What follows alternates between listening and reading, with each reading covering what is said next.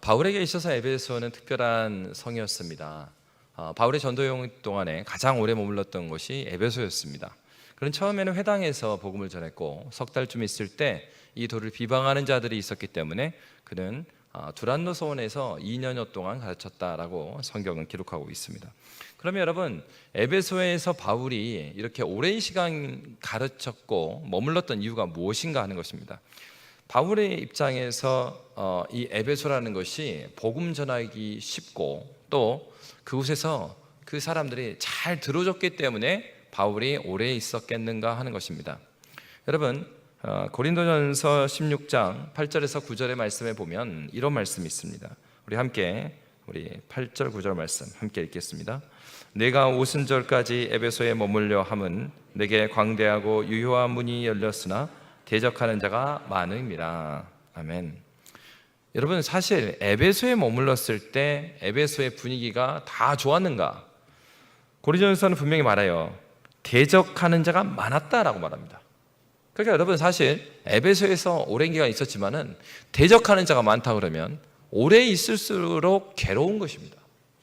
그러니까 중요한 것은 바울에게 있어서 사역하기가 편했기 때문에 에베소에 오래 있었던 것은 아니라는 얘기죠. 어찌됐건 중요한 것은 그러면 바울이 에베소에 가장 오래 머무른 이유가 무엇일까 하는 것입니다. 그러니까 중요한 것은 이 에베소라는 성의 특징에 있습니다. 에베소는 굉장히 영향력이 강했던 도시였어요.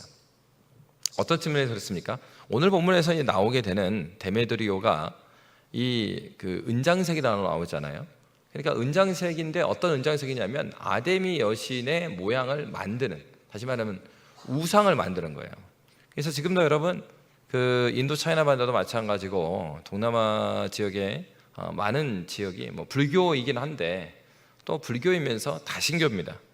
그래서 각 가정에 가보면은 가정마다 자기가 섬기는 신들이 있어요.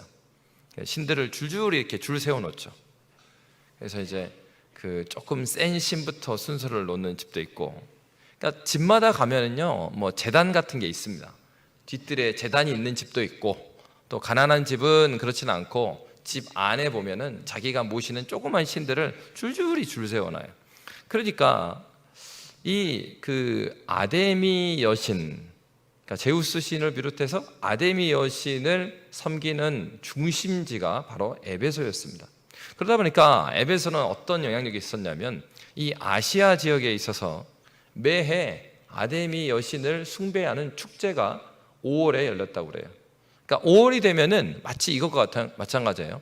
예루살렘에 보면은 이 대속절이라든가 6월절 이럴 때 되면은 유대인들이 다 흩어졌던 유대인들이 다 예루살렘에 모이죠. 그러니까 이 에베소는 어떤 곳이냐? 아데미 여신을 섬기고 또 헬라 철학을 믿고 그 헬라의 신들을 섬기는 자들이면 1년에 한 번씩은 이 에베소에 오는 것입니다. 그래서요, 거기에서 자기가 아데미 여신을 샀던, 자기 집에 놓았던 조그만 신 있죠. 그 신을 왔을 때마다 새 것을 또 사요.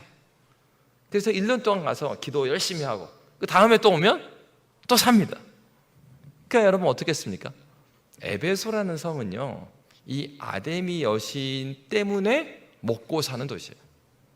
그러니까 오면은 그 당일 나와갖고 당일날 가겠어요? 왔으면은 또 자야죠. 그러면 자기만 해요? 왔으면 먹어야죠. 그러니까 관광, 숙박, 그 다음에 일반 서비스업, 이 모든 것들이 이 아데미 여신을 섬기는 것이 중심이 돼서 도시가 움직이는 도시였습니다. 그러니까 오늘 이런 모습은 오늘날도 그런 것이 있습니다. 그래서 이제 좀 오래되긴 했어요. 제가 한 20년 정도 전에 저기 티벳 라싸에 갔었습니다. 라싸에 갔는데 이제 중국에서 보면은 중국의 이 서쪽 지역하고 북쪽 지역, 거기 종교는 라마 불교입니다. 서북 지역은 이제 이슬람이 하고 있고, 서쪽하고 북쪽은 라마 불교예요. 티벳 불교. 그래서 이 내몽고 지역에 라마 불교가 좀 많이 퍼져 있고, 그리고 이 티벳의 라싸가 이 라마 불교의 중심지죠. 그래서 중심지에 사원이 족항 사원이라고 있어요. 그러면 족항사원에 가 보면은 이제 그 라사라는 도시 자체가 그 아침에 일어나고 딱 보잖아요. 그러면은 아침에 보면은 그 사람들이 쭉 도시를 도는 사람들이 있습니다. 쭉 돌아요, 이렇게 돌아. 그러니까 이게 이 도시 자체가 커다란 하나의 종교적인 도시예요. 그래서 이 돌긴 도는데 이분들이 어떻게 도냐면 도시를 크게 돌고 그 다음 날은 조금 더 안쪽으로 돌고요. 계속해서 이 큰 원을 좁혀 오는 거예요. 그래가지고 최종적으로는 족항사원을 쫙 도는 겁니다. 근데 그거 어떻게 도느냐? 그냥 도는 게 아니고요. 순례자들의 그 규칙은 이 라마불교 사람들은 오체투지를 합니다. 그래서 오체투지, 그러니까 오체, 몸의 5군데를 땅에 닿으면서 절하면서 움직이는 거예요. 그래서 이제 여기 팔, 다리 4개, 그 다음에 이마, 머리까지. 그래서 오체, 투지, 땅에 다 자기를 이제 엎드리면서. 그래서 이제 그 절을 하고 있는데 이제 선교사님하고 같이 이 족항사원에 가는데 그 주변에 쭉 절을 하는 사람들 있죠. 오체투지로 계속 도는 거예요. 근데 그 중에 어떤 눈길이 가는 한 사람들이 보였어요. 근데 그 눈길이 갔던 그 아주머니가 이 아주머니가 딱 절을 할 때 한 3-4살 먹은 아이가 옆에 같이 있는 거죠. 엄마가 계속 오체투지하면서 이렇게 갈 때 옆에서 따라오는 거예요. 이제 선교사님한테 애도 같이 이렇게 하나 보네요. 다 그랬더니 선교사님이 가만히 보더니 뭐라고 말씀하시냐면 아마 저분은 그 옷 입은 걸 보니까 옷 입은 걸 보면은 내몽골 사람인 것 같은데 아마도 한 4-5년 여기까지 오는데 걸렸을 겁니다. 그러는 거예요. 그래서 애가 아마도 출발했을 때는 그냥 갓난애기였을 가능성이 많다고. 그러니까 이 순례를 하는데요. 그 내몽골에서 이 라사까지 걸어서 오체투지로 오는 거예요. 그러니까 일생에 한 번은 그렇게 여러분 마치 그런 것처럼 온 도시가 라사라는 도시가 순례객들로 딱 이루어졌고요. 모든 그런 사람들의 그 먹는 식당 그리고 숙박하는 그 집들 이걸로 도시가 움직이는 것이죠. 그와 같아요. 에베소 성은 아데미 여신을 섬기는 데 있어서 중심지였기 때문에 그러한 구조. 다시 말하면 아데미 신을 빼놓고는 에베소는 설명이 안 되는 성이었습니다. 그런데 이제 문제가 뭐냐면 바로 이제 은장색 데메드리오라고 나오는 사람이 뭘 했다고요? 그 아데미 여신 조그만 걸 막 만들어가고 팔았던 사람이란 말이에요. 근데 어느 순간에서부터인가 이게 매출이 안 올라요. 어허, 이상하다. 어느 정도 이게 그 나와줘야 되는데 언제부턴가 이게 매상이 안 올라요. 이게 어디가 문제가 있는가? 데메드리오가 막 찾고 찾았어요. 찾아보니까 이게 다른 데 있었던 것이 아니에요. 오늘 성경에 보면은 이렇게 되어 있습니다.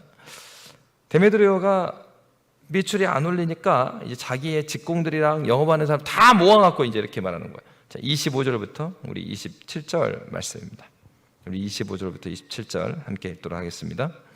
그가 그 직공들과 그러한 영업하는 자들을 모아 이르되 여러분도 알거니와 우리의 풍족한 생활이 이 생업에 있는데 이 바울이 에베소뿐 아니라 거의 전 아시아를 통하여 수많은 사람을 권유하여 말하되 사람의 손으로 만든 것들은 신이 아니라 하니 이는 그대들도 보고 들은 것이라. 우리의 이 영업이 천하여질 위험이 있을 뿐 아니라 큰 여신 아데미의 신전도 무시당하게 되고 온 아시아와 천하가 위하는 그의 위험도 떨어질까 하느라 하더라. 아멘. 그러니까 이제 그 얘기를 하는 겁니다. 우리가 이렇게 장사가 되지 않는 이유가 뭐냐? 그 하나는 이렇게 말했어요. 27절에 보면은 큰 여신 아데미의 신전도 무시당하게 되고 온 아시아와 천하가 위하는 그의 위엄도 떨어질까 하노라. 그러니까 사실을 잘 보면은 데메드리오가 강조했던 것은 첫째는 이런 것이었어요. 이게 우리가 섬기는 신이 그 권위가 떨어진다. 표면적으로 내놓은 것은 종교적인 이유였습니다. 그런데요, 잘 보면은 사실 데메드리오가 말하려고 했던 것은 표면적으로는 종교적인 이유고 실제적으로는 27절에 보면 우리의 이 영업이 천하여질 위험이 있다. 그러니까 천해진다. 이것이 천하게 여긴 받는다. 뭐 그런 얘기가 뭐겠어요? 장사가 안 된다는 얘기죠. 그러니까 실제로는 경제적인 이유입니다. 그런데 그는 이것이 종교적인 그 원인이 있다. 근데 그 원인을 누구에서 찾았습니까? 바로 26절에 이 바울이 에베소뿐 아니라 거의 전 아시아를 통해 수많은 사람을 권유했기 때문이다. 그러면 여러분, 바울이 어떤 일을 했는데요? 우리 지난주에 봤던 사도행전 19장 우리 8, 9절의 말씀에 보면 바로 우리 9절만 한번 보십시다. 9절, 19장 9절입니다. 우리 함께 읽겠습니다. 어떤 사람들은 마음이 굳어 순종하지 않고 무리 앞에서 이 도를 비방하거늘 바울이 그들을 떠나 제자들을 따로 세우고 두란노 소원에서 날마다 강론하니라. 아멘. 바울이요, 앞에서 말했죠. 에베소에서 가르쳤던 것이 자기가 신나고 뭐 호응을 잘해주는 사람들이 있고 그런 것이 아니었다 그랬죠. 에베소 성에서도 어떤 사람이 있었어요? 자기를 굉장히 싫어하는 사람들, 복음을 싫어하는 사람도 있었어요. 근데 중요한 거는 바울이 날마다 제자들을 따로 세우고 날마다 두란노 소원에서 강론했다. 그러니까 이 지점이 굉장히 중요한 것입니다. 바울이 그렇게 이제 누가가 바울의 행적에 대해서 그렇게 표현한 게 아니에요. 바울이 거기에서 수많은 사람을 설득하는 일을 했고, 아니면은 이런 사회 사업을 했고, 아니면 이런 프로그램을 했고, 그렇게 해가지고 두란노 소원에 오래 있었다고 말한 것이 아니라 두란노 소원에서 날마다 강론했다. 그러니까 하나님의 말씀을 전했던 것입니다. 여러분, 바로 이 모습들, 이 모습, 날마다 하나님 말씀을 2년 이상 동안 가르친 결과가 무엇이었습니까? 사도행전 19장 10절에 보면은 이렇게 되어 있죠. 우리 19장 10절 함께 읽겠습니다. 2해 동안 이같이 하니 아시아에 사는 자는 유대인이나 헬라이나 다 주의 말씀을 듣더라. 에베소가 아니라 에베소를 품고 있었던 아시아 전역이라고 그랬어요. 그러니까 복음이 그렇게 확산이 된 거예요. 그럴 뿐만 아니라 구체적으로 에베소 성에서는 어떤 일이 일어났습니까? 우리가 살펴봤던 것처럼 사도행전 19장 19절에서 20절입니다. 우리 함께 읽도록 하겠습니다. 또 마술을 행하던 많은 사람이 그 책을 모아가지고 와서 모든 사람 앞에서 불사르니 그 책값을 계산한 즉 은 5만이나 되더라. 이와 같이 주의 말씀이 힘이 있어 흥왕하여 세력을 얻으니라. 아멘. 여러분, 책값 은 5만이다. 이것은 당시에요, 그 5만 명의 사람들의 하루 품삯이었대요. 그러니까 이걸 한 사람으로 계산하면은 한 사람이요 137년 동안 벌어야 된다는 거예요. 그 정도의 수많은 이 마술을 행하던 책들을 다 불태운 거예요. 그러니까 여러분, 바울 하나 때문에 지금 에베소라는 종교의 중심 도시가 지금 커다란 변화를 겪고 있는 것입니다. 근데 여러분, 이게 이제 성경을 읽으니까 여러분 이게 실감이 안 날 텐데요. 이게 어느 정도로 그 대단한 일이라면은, 제가 그 족항사원에 갔을 때 그 시간에 이제 그때는 이제 해외 아울렛을 간 다음에 돌아오면요, 그 교회에서 한 13개 팀이 해외로 나갔습니다. 그래서 13개 팀이 끝나고 나면 마당에다가 이 무대를 만들어 갖고 이제 각 나라 이 페스티벌을 하는 거예요. 그러면서 이제 우리는 여기서 이렇게 복음을 전했다 그러면서 발표회를 갖고 막 이제 그 선교 잔치를 합니다. 하루 동안. 그러니까 이제 돌아가 가지고 우리 부스에도 뭐 티벳이 이런 곳이다 이런 거 뭐 해야 되니까 이 족항사원 근처에 보면 시장이 있어요. 시장에서 거기 그 물품들을 사려고 이제 조원들이 다 흩어집니다. 그래서 이제 흩어져 가지고, 그러니까 제 그 임무는 거기서 라마 불교 그 승려복을 사는 게 제 임무였어요. 제가 그때 목회하는 때는 아니고 청년 때였습니다. 그래가지고 가보니까 승려복이 있더라고요. 그리고 저보고 나한테 잘 어울릴 것 같다 그러면서 딱 추천해 줬어요. 그래서 내가 이제 사가지고 약속 장소로 갔는데 어떻게 하다 보니까 우리 조가 제일 빨리 왔어요. 그래서 이제 그 족항사원 근처에서 서 있는데, 만나기로 한 장소에서. 근데 시간이 막 남잖아요. 그 팀원들 아직 다 안 왔고. 그래서 딱 서 있는데 다른 지체가 그러는 거예요. 오빠 그냥 기다리고 있는 것보다는, 그러니까 왜냐하면 거기에 저희뿐만 아니라 백인 외국인들도 막 있었어요. 근데 이제 그 외국인들도 승려복을 입고 다니는 사람도 있더라고요. 그분이 이제 승려인지 아닌지 모르겠는데, 그러니까 그걸 보고서 이제 그 청년 자매가 그러는 거예요. 오빠 우리 여기 그냥 기다리고 가만히 있지 말고 한번 입어보자. 그래가지고 한국에 가서 우리가 이걸 발표를 하려면은 안 입어보면은 밖으로 못 오지 않냐. 빨리 입어보라고. 그래서 제가 또 순진하잖아요. 그래서 입어보라니까 또 거기서 또 입어봤죠. 승려복을 딱 입어봤고, 입어보니까 이게 참 또 잘 어울려요. 제가 이게 신학교 다닐 때는 아니고 그냥 청년 때였는데, 회사 다닐 때인데, 그리고 잘 어울리고 뭐 있어 보인단 말이에요. 그러니까 제가 그랬죠. 자, 사진 찍어라. 그러면서 사진 찍으면 어떻게 포즈를 또 잡아야죠. 그래가지고 이렇게 멋있게 또 포즈를 막 잡고 그랬습니다. 막 사진 찍고 있는데 우리는 사진 찍느라고 정신이 없었어요. 근데 그렇게 사진 찍고 있는데 갑자기 경찰부터 해갖고 사람들이요, 우리 주변을 확 다 둘러싸는 거예요. 근데 뭐 우리가 그때 가는데 뭐 티벳 말을 할 수 있는 것도 아니고, 그렇다고 해서 만다린을 하는 것도 아니고, 그리고 통역을 해줬던 간사님은 아직 안 오신 거예요. 근데 우리끼리 있는데 막 이제 경찰이 와가지고 막 소리를 지르면서 막 삿대질을 하면서 막 뭐라고 해요. 그래서 이게 지금 무슨 상황인가? 내가 특별한 일을 하지 않았는데. 그러니까 옆에서 이제 다 청년들이 당황을 해가지고, 오빠, 아무래도 오빠가 옷 입고 있어서 문제가 되는 것 같아. 빨리 벗어. 그래서 저 빨리 벗었죠. 벗고 나니까 이제 또 그분이 막 중국말로 막 뭐라고 하면서 이제 공안이 갔어요. 그리고 나중에 그 간사님하고 선교사님이 나중에 오셨습니다. 그래가지고 우리가 이런 일이 있었다. 우리가 잡혀갈 뻔했다. 딱 그러니까 선교사님 그러시는 거예요.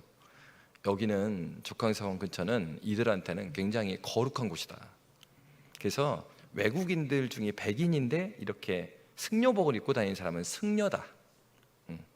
근데 여기서 승려복을 입고, 그러니까 승려들이 승려복을 입고 이런 거 안 하죠. 이런 거. 자, 이런 거 안 하지. 그러니까 이 행동 자체가 그들의 종교를 굉장히 무시하는 게 되는 거예요. 그거 몰랐어요. 여러분, 이게요, 우리나라에서는 당연하고 아무렇지도 않은 행동이 그 선교지에서는 굉장히 문화가 다르기 때문에 전혀 다른 행동이 될 수 있어요. 더군다나 여기는 종교 중심지였잖아요.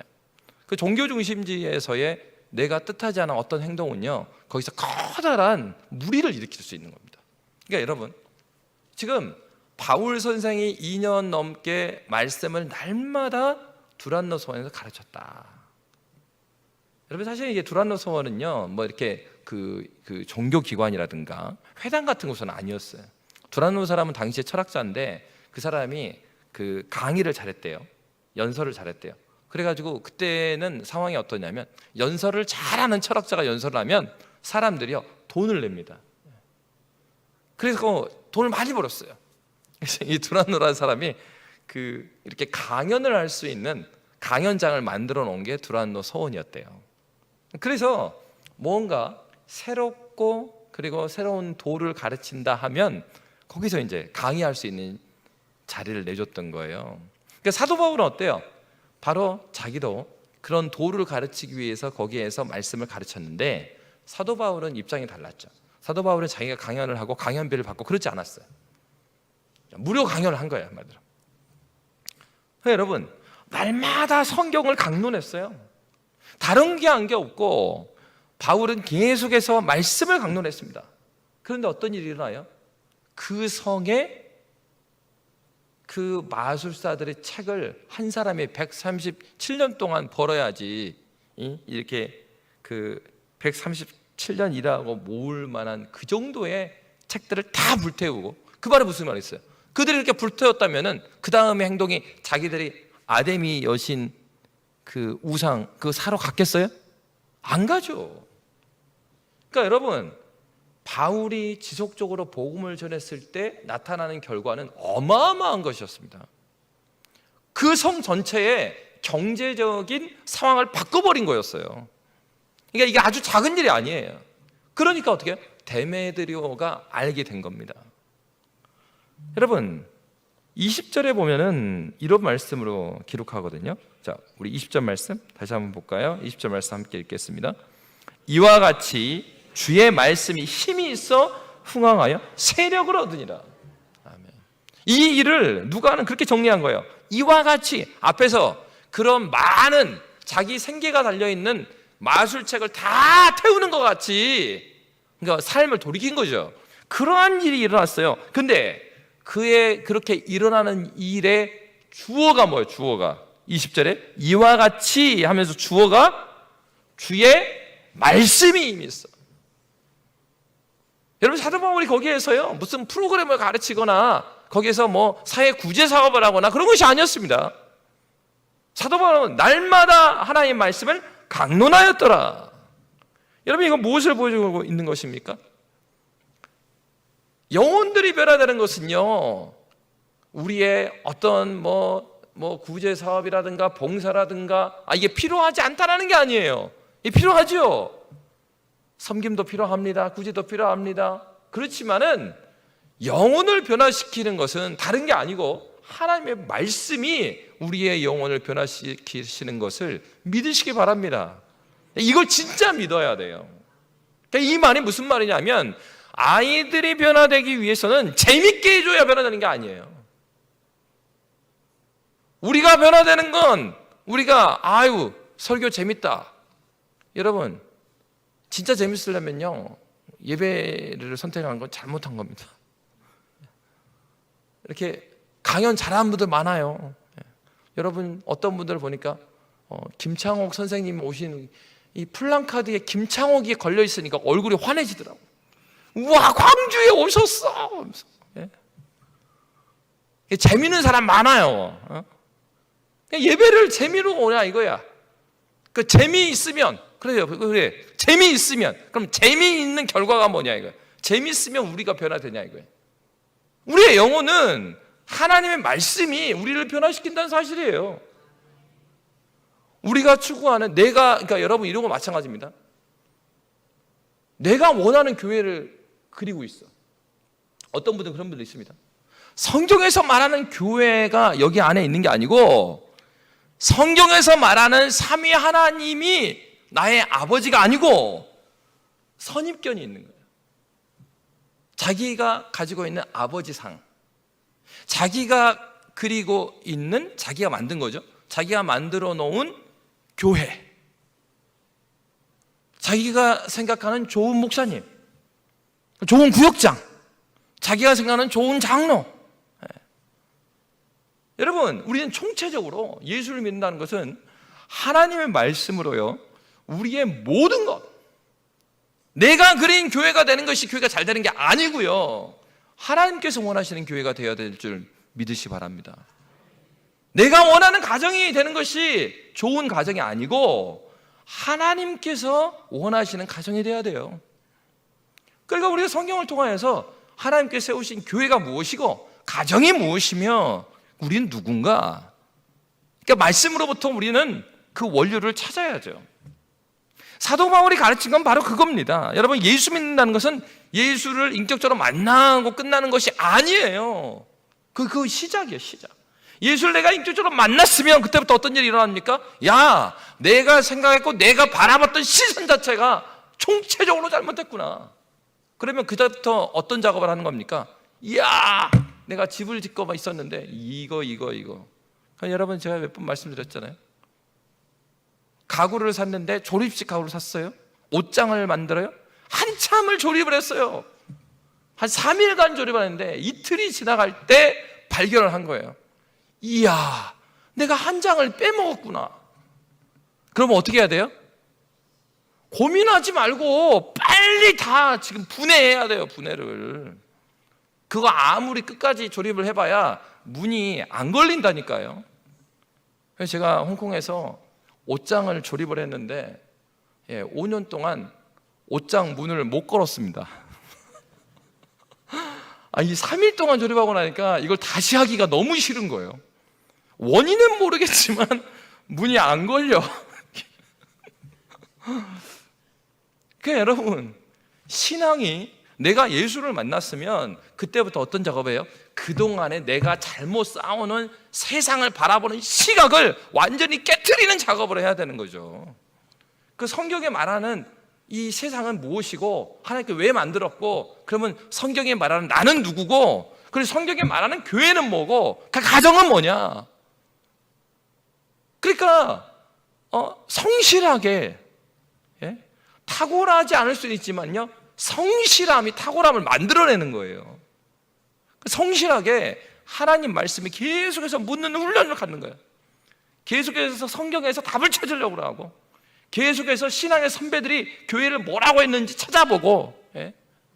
그러는 가운데 내가 이 세상을 바라보는 시각과 교회를 바라보는 시각, 이것이요 성경적으로 그렇게 하면서 바뀌어가는 것입니다. 그래서 내가 예수를 만났으면 그 다음부터 뭐 해야 돼요? 성경을 손에 달고 다녀야죠. 그리고 신앙서적들을 가까이 해야죠. 말씀을 자주 들으면서 내 생각의 구조마저도, 내 생각하는 방식마저도 의심해 봐야죠. 내 생각의 구조는 정말 성경에서 말하는 정상인가? 종종 이렇게 말하는 사람들이 있어요. 나는 정말로 정상이고 객관적인 사람이고 나는 공정한 사람이다.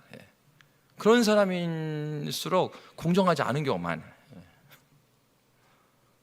그러니까 우리는요, 엄밀하게 공정할 수 있는 사람이 없어요. 우리 죄의 특성은요, 다 자기중심적으로 보게 만들거든요, 죄가. 그러니까 우리가 정말로 공의롭고 정의로우려면 하나님을 깊이 알아가야 돼요.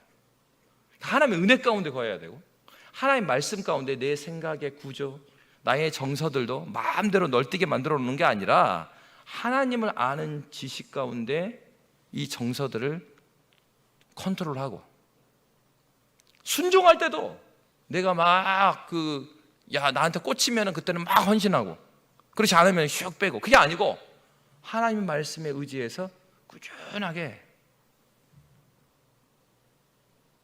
바울의 3년여 동안의 에베소에서 날마다 가르치는 하나님의 말씀은 쉬운 길이 아니었습니다.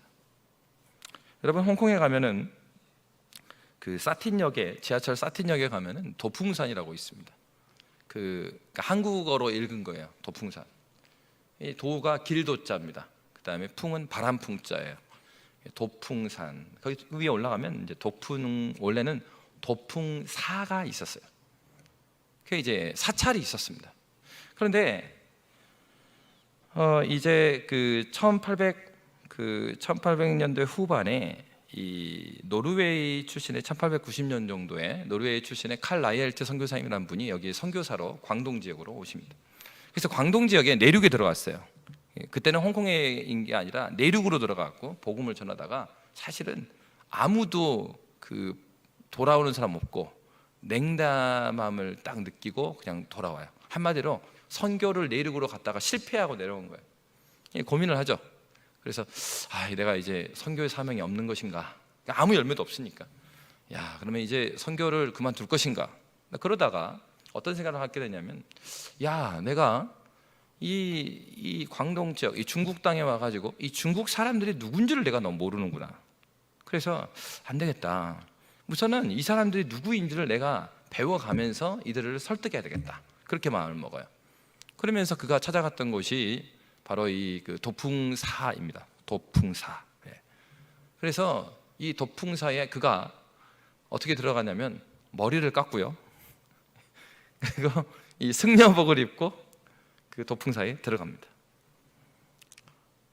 이 소식이 이 선교 본부에 알려졌어요. 노르웨이 선교 본부에. 이제 선교 본부에서 듣자 하니 선교사를 파송했는데 이 선교사가 복음을 전한 게 아니라 그러니까 이 도로 말미암아 무슨 일이 일어나야 되는데 이 도를 전하기보다는 그 도에 당한 느낌이야 이게. 그러니까 선교 본부에서 이거 의심스럽다. 아니 라이엘트 선교사가 머리 깎고 그다음에 승려복 입고 산에 올라갔습니다. 그러니까 이거 큰일 났다. 이 사람이 변절한 거 아닌가. 그래가지고요 선교 본부에서 3번이나 면직을 하려고 그랬어요. 그래서 너 당장 그 절에서 나와라. 근데 그때마다 이제 편지를 한국에 쓴 거예요. 제가 변절한 게 아닙니다. 저한테 시간이 필요합니다. 조금만 기다려 주십시오. 그래서 이 칼 라이알트 선교사님이 재미있는 분이죠. 나머지는 다 누구겠어요? 이 불교 말씀을 배우려고 온 분들이에요. 그 절에 있는 분들은 다. 근데 거기 섞여가지고 오전에는 뭘 했냐면은 그 불교 경전을 같이 배우는 겁니다. 머리도 다 깎고 승려복 입고 이제 얼굴만 이제 백인인 거죠. 그러면서 이제 쭉 오전에는 한마디로 불교 말씀을 배우죠. 말씀을. 그럼 점심을 먹고 나면은 이제 오후에 어떤 시간이 있냐면 오전에는 이제 말씀을 배웠으니까 오후에는 뭐 해야 되겠어요? 말씀을 배운 것이 정말 그러한가 하면서 그 말씀에 대해서 토론을 하는 시간이 있는 거예요. 이 선교사님이 오후 시간에는요 어떻게 했냐면 아침에 배웠던 그 말씀들, 나는 있잖아, 나는 기독교인이잖아, 인이었잖아. 그러니까 내 입장에서는 이것이 이해가 안 되는데 너희는 어떻게 생각하니? 그러니까 이제 그분들이 야 그거는 이 말이야 하면서 그들이 볼 때는 어떻게 생각이 돼요? 야 얘가 기독교인이고 선교사 뭐 그런 걸로 왔는데 야 이제 불교에 귀의하려고 올라온 놈이군 이렇게 생각하는 거죠. 그러니까 오후에 질문을 하면은 아주 친절하게 다 가르쳐 주는 거야. 그러면은요 이 선교사님이 근데 말이야 그 뒤에 말했던 이런 거는 내가 그 성경에서는 말이야 이렇게 말하거든. 그러면서 그거를요 몇 년 동안 했냐면 32년 동안 합니다. 근데 이 32년 동안 그 세월을 쭉 가져가니까 노르웨이 선교부에서는요 어떻게 생각했냐면 야 이거 끝났구나. 그리고 뭐 너 변절했지? 편지를 보내면 답이 어떻게 와요? 아니에요. 야 너 변절한 것 같은데 편지를 보내면 아니에요. 좀만 기다려주세요. 계속 그런 식이니까 이 선교본부에서 어떻게 하냐면 야 그냥 걔 알아서 하라고 놔둬버려. 그리고 후원도 다 끊어버렸어. 연락이 안 되는 선교사가 된 거예요. 근데요 여러분 32년 동안 이러한 삶을 칼 라이얼트 선교사가 살았어요.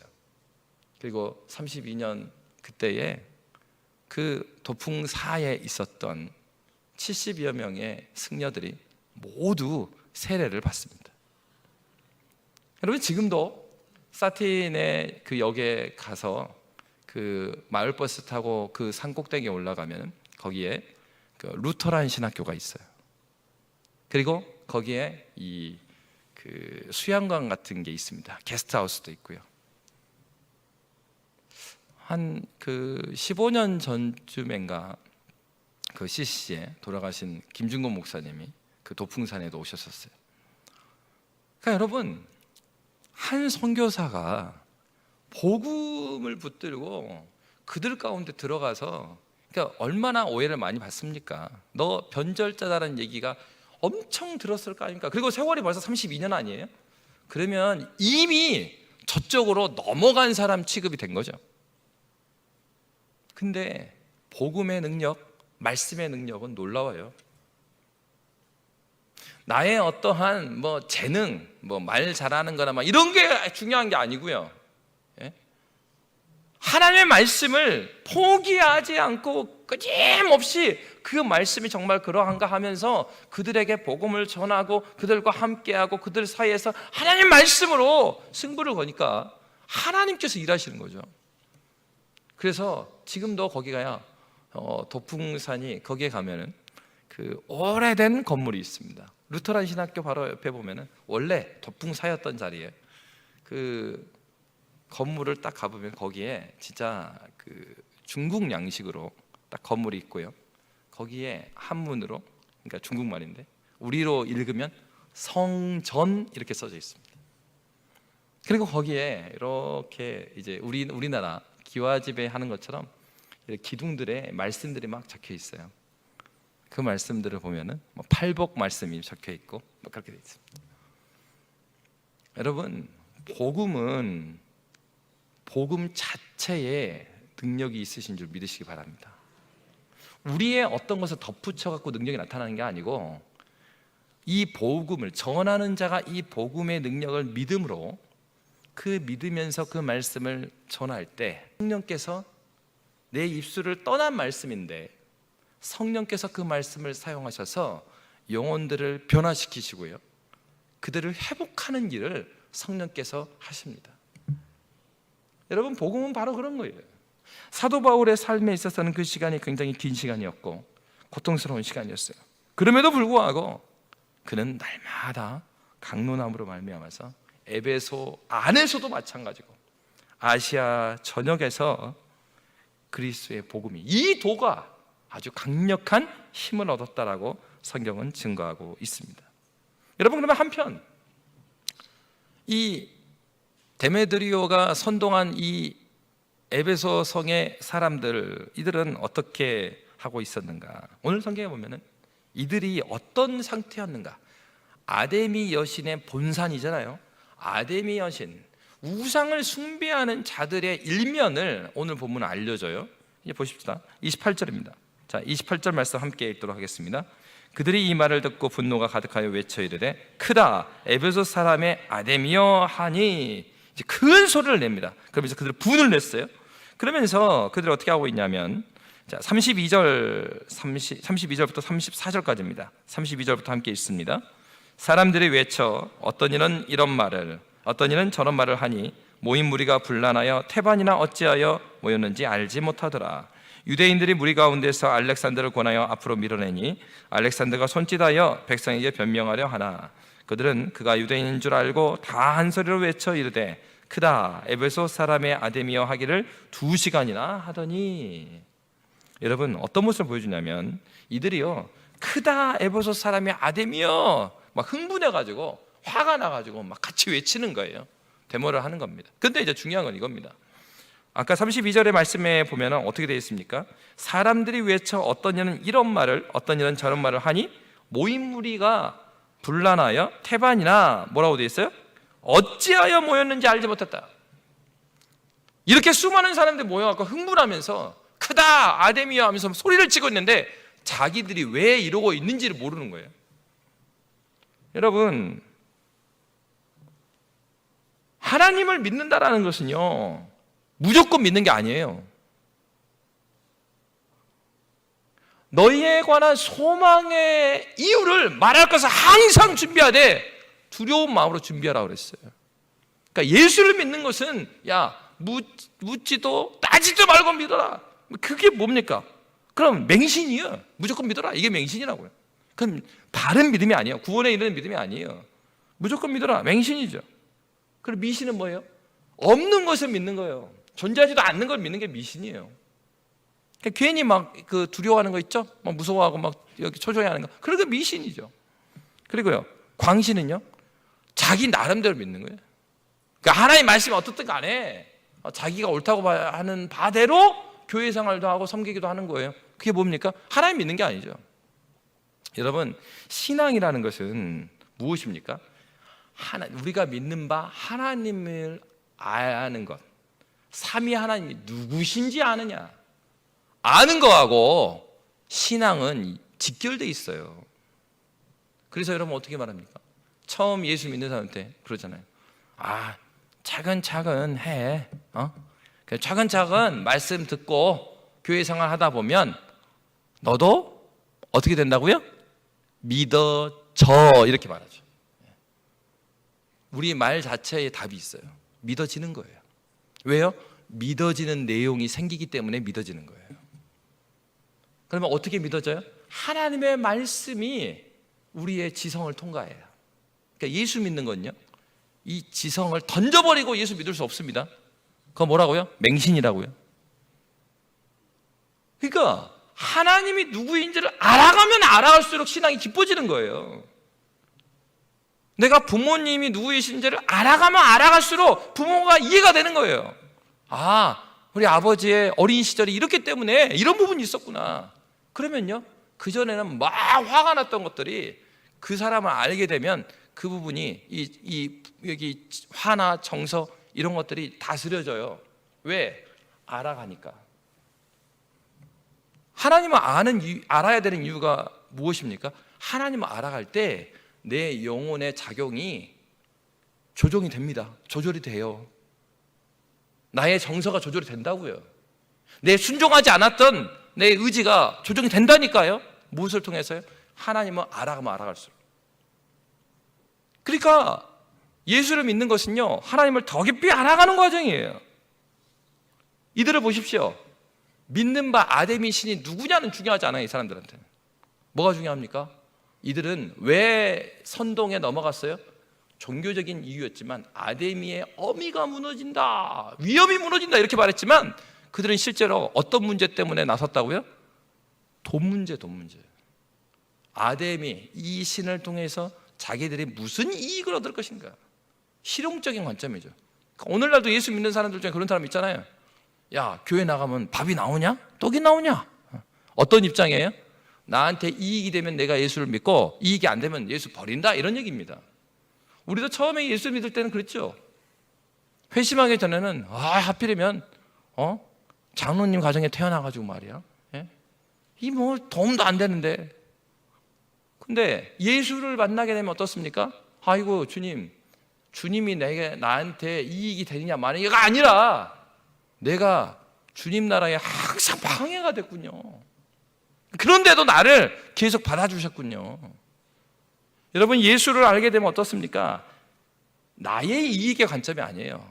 반대가 되죠. 나를 불러주시고 나를 참아주신 하나님의 이익의 관점으로 보게 되는 거예요. 그래서 주님 내 기쁨 되어주십시오가 아니고 나 주님의 기쁨 되기 원하네. 바뀐 거예요. 이게 정반대로 바뀝니다. 신앙이라는 것은 우리의 삶을 이렇게 관점을 정반대로 바꿔버려요.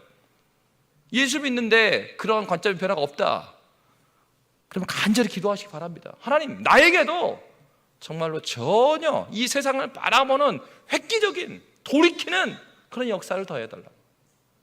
오늘 본문에 보십시오. 이들이 모일 때도 왜 모였어요? 자기들의 이익이 사라지니까 모였잖아요. 그리고 화를 냈고. 근데 오늘 본문에 보면 이들이 흩어질 때도 왜 흩어졌는지 보십시오. 선동했던 데메드리오는 안 나옵니다. 선동해놓고 사라져버렸어요, 데메드리오는. 그리고 나서 이들을 중재하는 사람이 누구였습니까? 35절에 보니까 서기장이 무리를 진정시킵니다.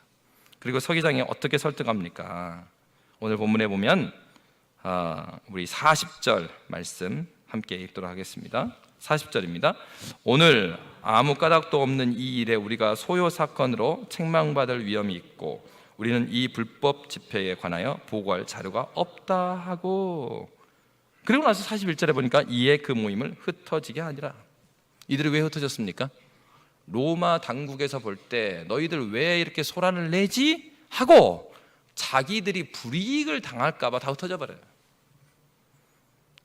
여러분, 하나님을 제대로 알게 되면 나에게 불이익이 된다 하더라도 이것이 예수께 하나님 나라에 이익이 된다면 바울의 고백을 할 수 있는 거죠. 내 육체는 심히 후패하나 내 영혼은 날로 강건하여 지니라. 이것이 나의 고백이 되는 것입니다. 근데 신앙이 없으면 어떻게 됩니까? 반대가 되는 거죠. 나한테 이익이 되면 모이고 내가 불이익을 받으면 흩어지는 것입니다. 여러분, 신앙과 불신앙은 이렇게 다른 것이에요. 어떻게 이런 삶이 가능했습니까? 사도행전 19장 20절의 말씀과 같이 이와 같이 주의 말씀이 힘이 있어 흥왕하여 세력을 얻으니라. 사도행전 19장 23절입니다. 우리 함께 읽도록 하겠습니다. 그때쯤 되어 이 도로 말미암아 적지 않은 소동이 있었으니. 아멘. 이 도의 능력이죠. 이 도로 말미암아. 저와 여러분 한번 생각해 봐야 됩니다. 우리의 삶에 있어서 이 도로 말미암은 변화가 나에게 무엇이 있는가? 신앙생활을 한다는 것은 이 도로 말미암아 내 삶이 180도 바뀐 그 삶을 살아내고 있는 것입니다. 바로 그 분기점이 있어요. 예수를 믿는 인생에게는 인생에 있어서 그러한 분수령이 항상 있습니다. 여러분에게 있어서는 그런 분수령이 있으셨습니까? 없으셨다면 간절히 기도하시기 바랍니다. 주님, 나에게 있어서도 이 세상을 바라보는 모든 시각이 바뀌었던 그런 은혜의 시간을 나에게 허락하여 주십시오. 그리고 나의 이 인생이 주님을 내 삶의 이익의 관점에서 바라보는 것이 아니라 나를 주님의 이익이 되는지, 하나님 나라에 나는 어떻게 쓰임받을 수 있는지, 주님 받으시기에 합당하고 주님의 쓰시기에 기쁨이 되고 있는지 하나님 보시기에 기쁨이 되는 저와 여러분이 되시기를 주의 이름으로 축복합니다.